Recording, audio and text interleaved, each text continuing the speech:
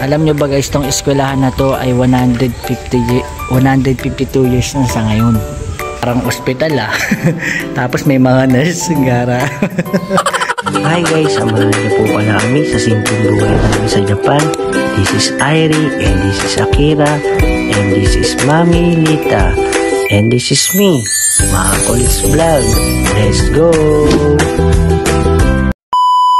Hi guys, mapagpalang araw. Lunes na naman at balik sa realidad. Kakayod na naman tayo bilang isang factory worker dito sa Japan. Pero bago yan, daughters first. Panghali na nga pala sa mga oras na ito. Pero maulan guys, wrong timing at pinapapunta tayo sa school ni Ate Akira. Bala ko nga sana kanina ay magbisikleta lang, pero gagamit na lang tayo ng sasakyan para masabay natin si Ate Akira pa uwi. Malayo rin kasi yung lakarin kaya magmamadali na rin ako.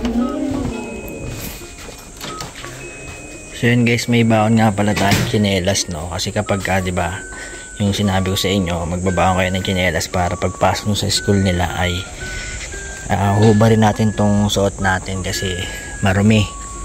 So punta na tayo kay Buddy, no?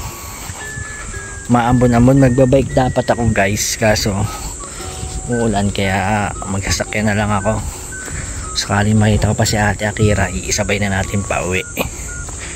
Siya nga pala guys, kung may bring father nga pala sa Pilipinas, ay may bring father din dito sa Japan. Pero hindi yung may kasalanan yung bata kakausapin lang tayo at sabay-sabay din nating alamin kung ano ba yung pag-uusapan namin ng teacher ni Ate Akira. Pero hindi ko nga pala mapapangako guys sa maharap ko tong camera sa harap ng teacher. Pero don't worry guys, sasabihin ko naman sa inyo kung ano yung mga pinag-usapan namin ng teacher ni Ate Akira. Kaya nga ito, on the way na tayo at hindi naman to ganong kalayuan sa bahay guys. Kung nanonood nga pala kayo ng mga video ko, ay alam nyo kung ilang minutes ang biyahe nito. Pero sige na nga, sasabihin ko na rin, baka may makapanood na ibang subscriber. 5 minutes nga lang pala to biyahin guys, pero pag nilakad ito ay 20 minutes. Pero dadaan muna tayo ng Family Mart para bumili ng paborito kong kape.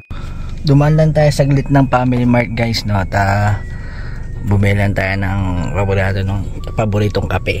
So punta na tayo sa school ni Ate Akira.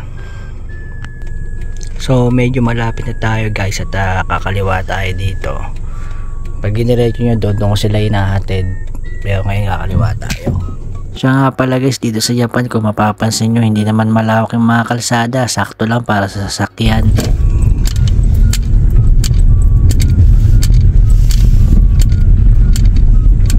Dito na nga pala yung school ni Ate Akira guys at harap lang tayo ng paparadahan. Tapos pupunta tayo sa room niya. So ang dahil nakaparada, yun may butas. So baka try natin dito magpark. May bakante dito sa gilid.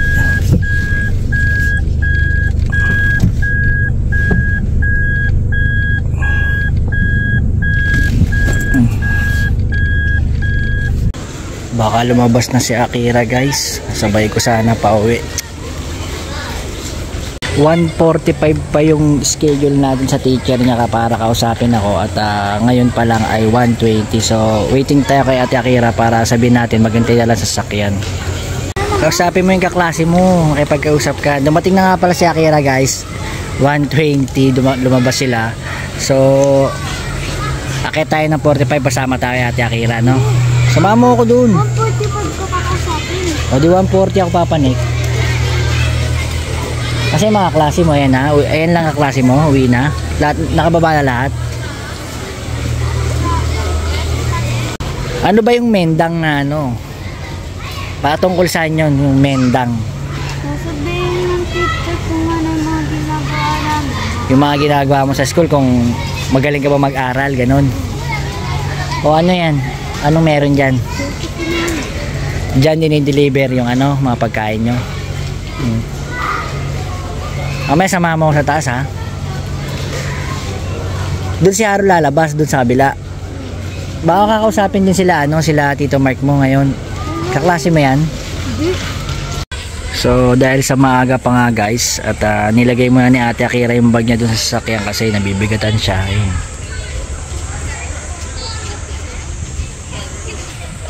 Malaki rin yung school nila guys, no?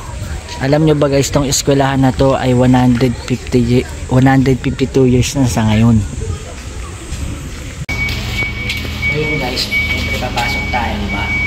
kailangan natin palitan yung marunong ginelas natin.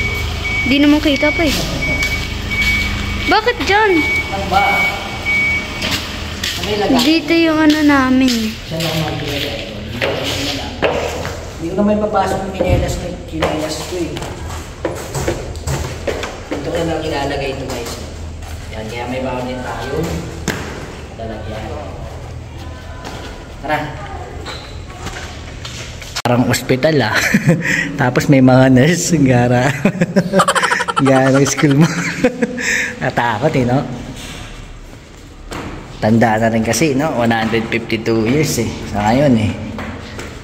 Ano bang floor mo? Third floor? Yung dito medyo maliwanag pa. Oh. Wala bang mga CCTV dito, nak?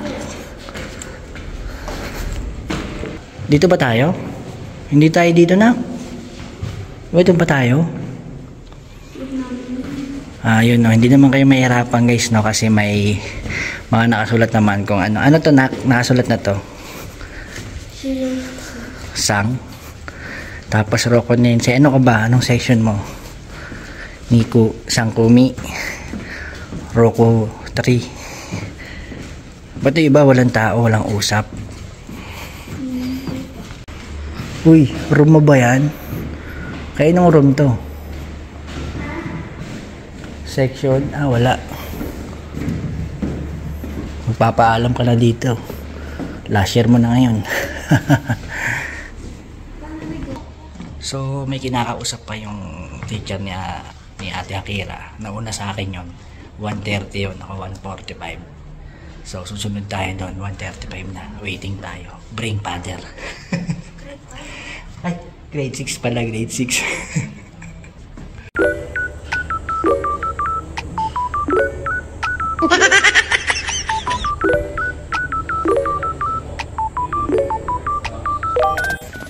So, tapos na tayo kausapin guys at nagkaintindihan naman tayo. Ang sinabi lang naman ng teacher niya is napakagaling daw ni Ate Akira sa school. Gambatero daw siya. Pinagsisikapan daw matutunan ng lahat kahit na siya ay isang Pilipino.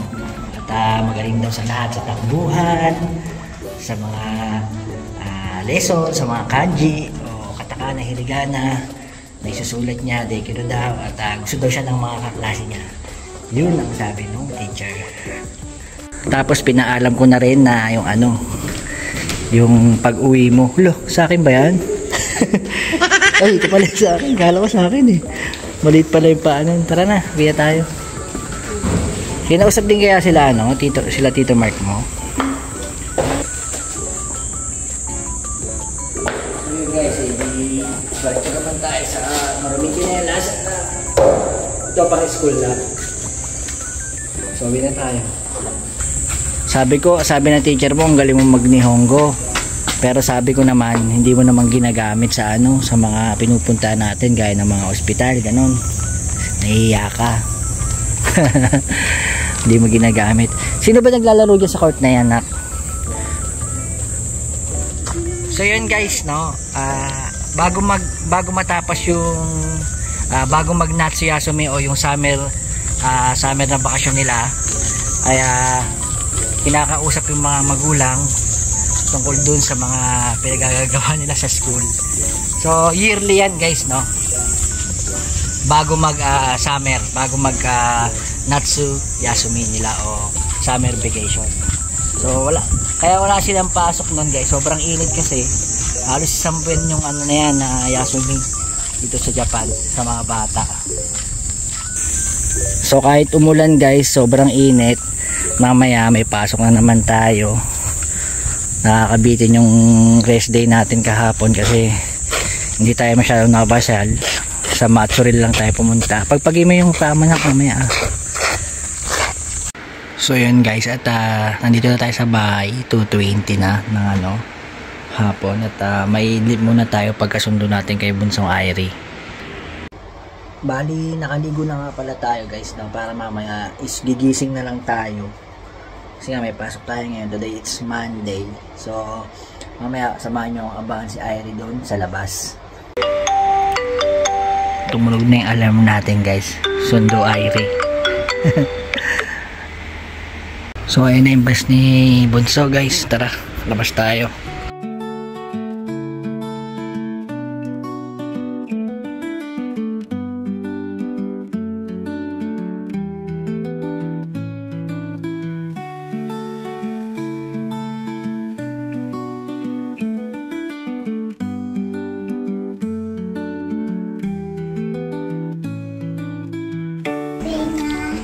Ha?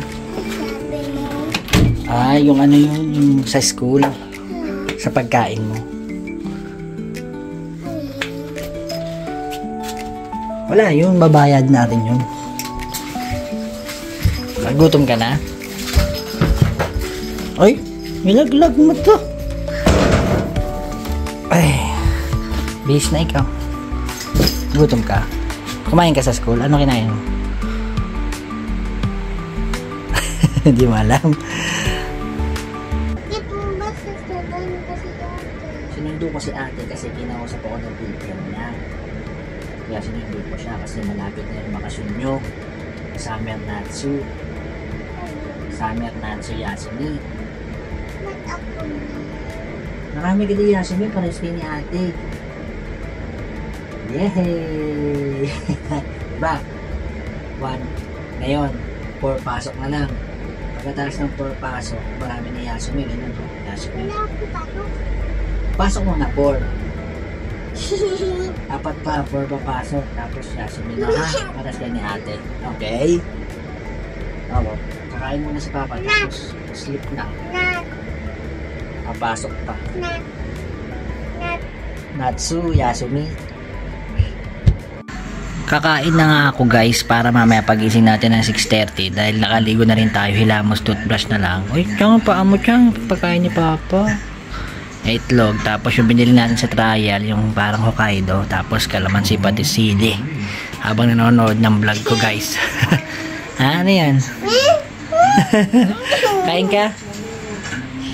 Ayun, parang di pa nga tayo nakakatulog, tumulog agad tong cellphone at ito, hilamos sa toothbrush na agad. At sa mga oras na nga ito guys, nangungulit pa si Bunsoy. Siya nga pala, kumain na nga pala tayo kanina kaya hindi na tayo kakain. Siguro magkape na lang tayo. At kung matatanong nyo nga pala guys kung bakit hindi tayo kumakain bago pumasok kasi bakit tawagin tayo ni Paring Doro. Naka-experience na kasi tayo guys, yung nakasakay na tayo sa tren at tumilab yung tiyan ko. Kaya nadala na rin ako guys, kaya hindi na rin ako kumakain talaga bago pumasok. Malaking abala rin kasi sa oras kung bababa pa tayo ng ibang istasyon para lang maki-CR. At yan, tamang basang buhok na lang muna tayo guys. Magbabike ka di ba? Ha? Umus ka ba? Naku po, ubos na rin pala yung kape at paubos na rin yung pasensya natin guys sa mahalin ng bilihin dito sa Japan.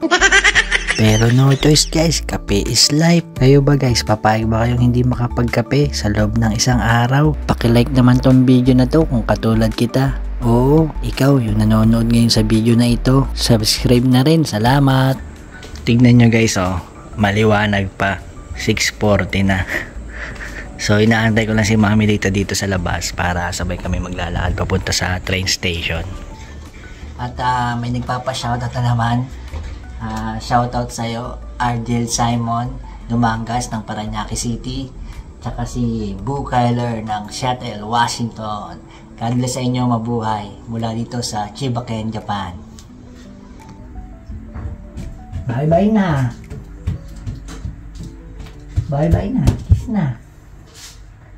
Oh, kain ka na may chocolate ka na. Tsaka si Mami. Ano kami sabihin mo? Magmalikot ha. Saan mo na Mami dun? Oh, saan mo punta? Ano yun? Earphone ko. Earphone ko nasa rin. Ewan kung hindi ko lang ginagamit earphone mo eh. Bye bye. Bye bye. Bali 10 minutes nga pala yung lakad guys, no? Kung mabilis-bilis tayo maglakad mula sa bahay hanggang sa train station. So dun, tanaw na natin yung train station at ano oras na? So 7 na daw. 7:08 7:07 di ba? Yung 7:08 yung train natin. So meron pa tayong 8 minutes. Medyo malayo pa. So tawid tayo guys. Ito guys, pag tumawid tayo, hihinto sigurado yung mga sasakyan. Yan.